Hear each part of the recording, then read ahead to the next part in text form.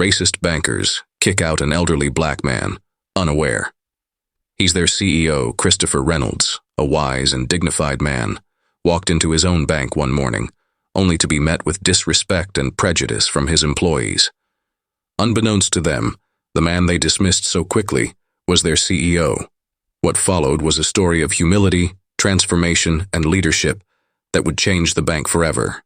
Stay tuned for this remarkable tale of justice and redemption.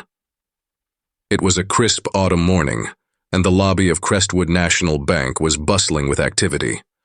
Employees in sharp suits moved briskly behind polished counters, while customers, some impatient and others simply passing time, waited in line. Among them was Christopher, an elderly black man with a weathered face and a kind smile. His neatly pressed suit was simple yet dignified, and he carried a briefcase that looked like it had seen years of use. Christopher walked with a deliberate pace, his cane tapping softly against the marble floors. As Christopher approached the counter, the room seemed to shift slightly. Two employees, Susan and Mark, both in their mid-30s, exchanged a glance. Their polished demeanor faltered just slightly, and a subtle frown crept onto Susan's face. "Can I help you?" Susan asked.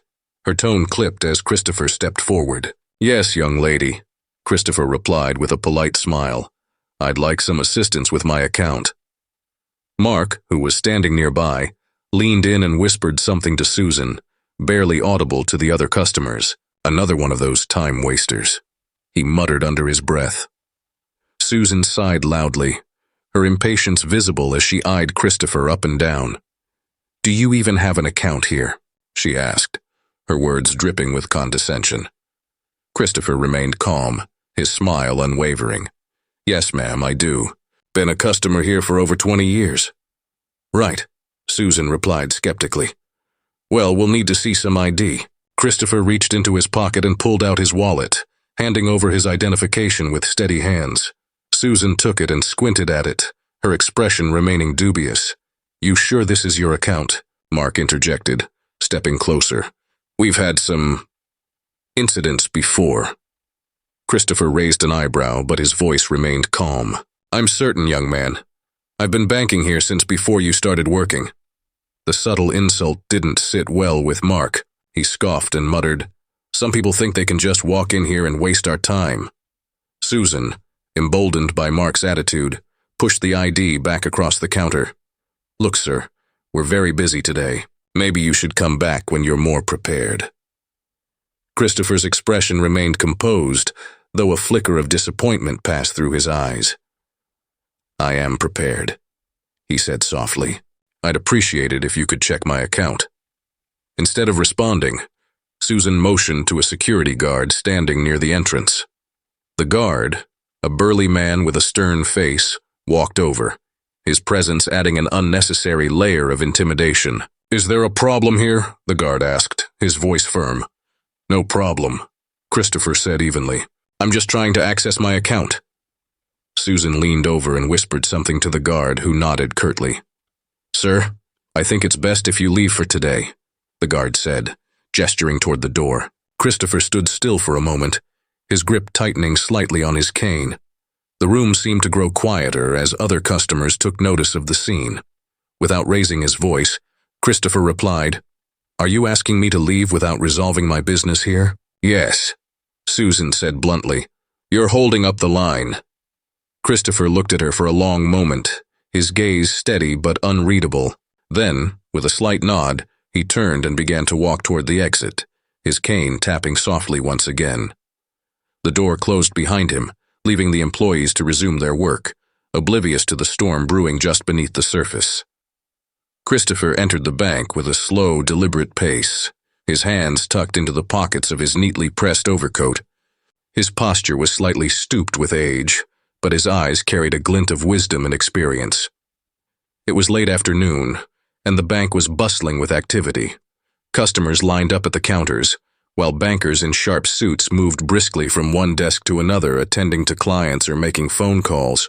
Christopher patiently approached the reception desk, where a young man, barely in his mid-20s, sat scrolling through his phone. His name tag read, **, Ethan **. Without looking up, Ethan gestured dismissively and said, "Yes, what do you need?" Christopher offered a polite smile. "Good afternoon. I was wondering if I could speak to someone about opening a corporate account. I have some business matters to discuss." Ethan finally looked up, his expression immediately turning cold. He scanned Christopher's appearance, the slightly worn coat, the old-fashioned hat, the absence of a briefcase or luxury watch, and his face twisted into a smirk. "Corporate account? You sure you're in the right place, sir?" he asked, his tone dripping with sarcasm. Christopher didn't let the jab faze him. "Yes, I'm sure. I'd like to speak to a manager if possible." Before Ethan could respond, a second employee, a woman named Sophia, walked by and overheard the conversation. She glanced at Christopher, then leaned in to whisper to Ethan, "Does he look like someone who could even afford a corporate account? Probably just wasting our time." Christopher caught the remark, but chose to remain composed. He repeated his request, this time addressing both of them. "I'd appreciate it if someone could assist me. I have all the necessary documents with me." Ethan exchanged a glance with Sophia, rolling his eyes. "Look, sir, this is a high-end financial institution. We don't have time for whatever it is you're trying to do here." The sharpness in Ethan's tone drew the attention of other customers and staff nearby. Some whispered among themselves, while others looked visibly uncomfortable. Sophia decided to escalate the situation. She stepped forward, her voice firm but condescending. "Sir, we have policies in place. Without an appointment and proper credentials, we can't entertain requests like yours. And frankly, this branch handles clients of a certain caliber." The words stung, but Christopher maintained his composure. "I understand policies and I respect them. However, I believe if you take a moment to review my paperwork, you'll see that I meet the requirements." Sophia let out a short laugh. "Paperwork? You're kidding, right? Sir, I think it's best if you take your business elsewhere. We're quite busy here." By now, a small crowd had formed. Some customers stared in disbelief at the way Christopher was being treated, while others averted their gaze, unwilling to intervene. A middle-aged woman whispered to her companion, "Why are they treating him like that? He hasn't done anything wrong." Ethan, sensing the growing tension, decided to end the interaction. "All right, that's enough," he said loudly. "Sir, I'm going to have to ask you to leave. You're disrupting the workflow here." Christopher hesitated, glancing around at the onlookers. His calm demeanor never wavered, but there was a flicker of disappointment in his eyes. He reached into his coat pocket and pulled out a neatly folded document. "Perhaps if you look at this, it might clear up any misunderstandings." Ethan barely glanced at the paper before pushing it back toward Christopher. "I said leave. We don't have time for this." Sophia nodded in agreement, stepping closer to Christopher as if to physically usher him out. "You heard him. This isn't the place for you." At that moment, a third employee, a junior banker named Mia, stepped forward hesitantly. She had been watching the interaction from her desk and felt increasingly uncomfortable with how things were unfolding. "Maybe we should just take a look at his documents," Mia said softly, addressing Ethan and Sophia. "It won't hurt to check." Ethan shot her a glare. "Mia, stay out of this. We know what we're doing." But Mia persisted, her voice firmer this time. "He's not causing any trouble. He's just asking for assistance. Isn't that our job?" Sophia turned to Mia, her tone icy. "Mia, if you want to waste your time, go ahead. But don't expect us to entertain every random walk-in who thinks they can open a corporate account." The tension in the room was palpable. Christopher, sensing the hostility, decided to step back. "It's all right," he said quietly. "I didn't mean to cause a scene. I'll take my business elsewhere." He turned to leave, his steps slow but dignified. As he reached the door, he paused for a moment, glancing back at the staff who had dismissed him so quickly. There was no anger in his eyes, only a quiet sadness. Without another word, he walked out into the cold afternoon, leaving the murmurs of the onlookers behind. Back inside, Ethan and Sophia exchanged smug smiles, proud of how they had handled the situation. "People like him think they can just walk in and demand attention," Ethan muttered under his breath. Mia, however, felt a knot of unease in her stomach. She couldn't shake the feeling that they had made a terrible mistake. The weeks following Christopher's decision to enroll the two bankers, Amanda and Patrick, in anti-racism therapy were a whirlwind of introspection, education, and transformation. At first, both employees approached the mandated therapy sessions with reluctance and skepticism. They saw it as an unnecessary punishment, a humiliation in front of their peers. But Christopher, with his calm and steady demeanor, had anticipated this reaction. "I'm not punishing you," he had said the day he handed them their notices of mandatory participation. "This is an opportunity, a chance for you to see the world through a lens you've been avoiding. It's not about shaming you. It's about expanding your mind and heart." Amanda couldn't get those words out of her head during the first session. She had always seen herself as someone who treated everyone the same, but the sessions challenged her to confront her biases. The therapy was structured to push participants out of their comfort zones, starting with storytelling sessions where people of different racial and cultural backgrounds shared their lived experiences. One afternoon, during a particularly powerful session, a young black woman named Danielle spoke about a time she was refused a home loan, despite having impeccable credit. Her voice trembled as she recounted how the denial had crushed her dreams of owning her first home. "It wasn't just about the loan," Danielle said. "It was about being told, in so many words, that I wasn't good enough, that no matter how hard I worked, someone would always see me as less." Amanda found herself wiping away tears. For the first time, she truly understood how the system she had upheld, consciously or not, could devastate lives. She thought back to the way she had treated Christopher. Though she hadn't said anything overtly racist, her actions had spoken volumes. She had dismissed him as unworthy of her respect, based solely on his appearance. Patrick's journey was no less impactful. His natural defensiveness made the first few sessions difficult. He was quick to interrupt, to justify his actions, to point out times when he believed he had been fair to everyone. But as the sessions progressed, his walls began to crumble. One day, the therapist asked the group to participate in a role reversal exercise. Patrick was paired with a black man named Harold, who played the role of a banker, while Patrick acted as the customer. Harold treated Patrick with the same coldness and disdain that Patrick had often shown to others, adding an air of condescension that hit Patrick like a punch to the gut. "That's what it feels like," Harold said afterward, his voice steady but tinged with sadness. "That's what so many of us feel every day, like we're less than just because of the color of our skin." Patrick couldn't speak. For the first time, he felt the sting of prejudice, even if only in a simulated environment. It was a wake-up call he couldn't ignore. Over the next several weeks, Amanda and Patrick began to change, not just in how they viewed the world, but in how they saw themselves. They started to recognize their privilege, their blind spots, and the harm they had caused, both intentionally and unintentionally. The therapy sessions were difficult and often uncomfortable, but they were also deeply transformative. Christopher, though not directly involved in the sessions, kept tabs on their progress.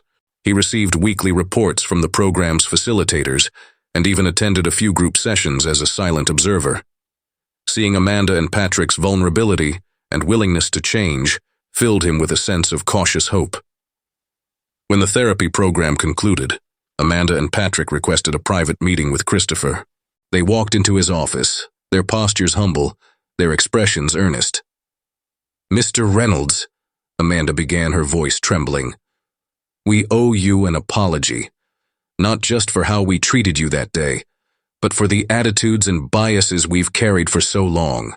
The therapy opened our eyes to things we didn't want to see about ourselves. We were wrong, so wrong, and we're so sorry."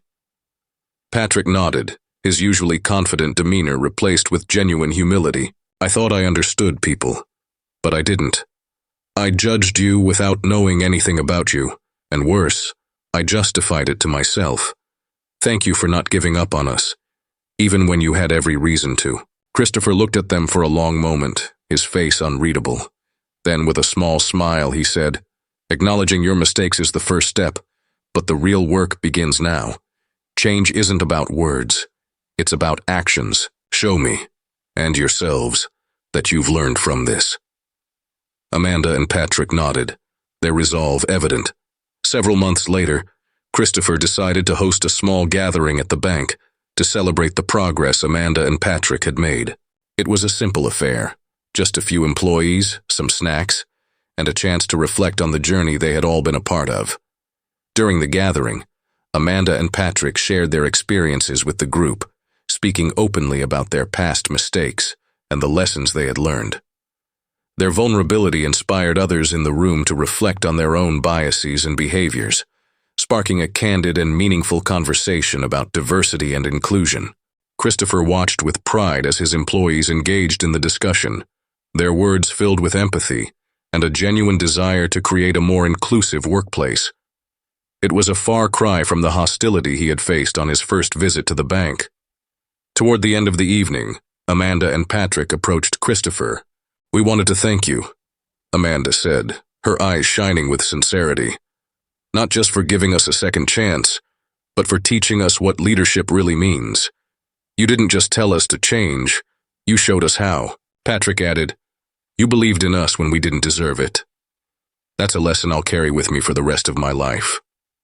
Christopher smiled, his heart full. "The best way you can thank me is by continuing to grow and by helping others do the same. Change doesn't stop here." The events at the bank became a turning point, not just for Amanda and Patrick, but for the entire institution.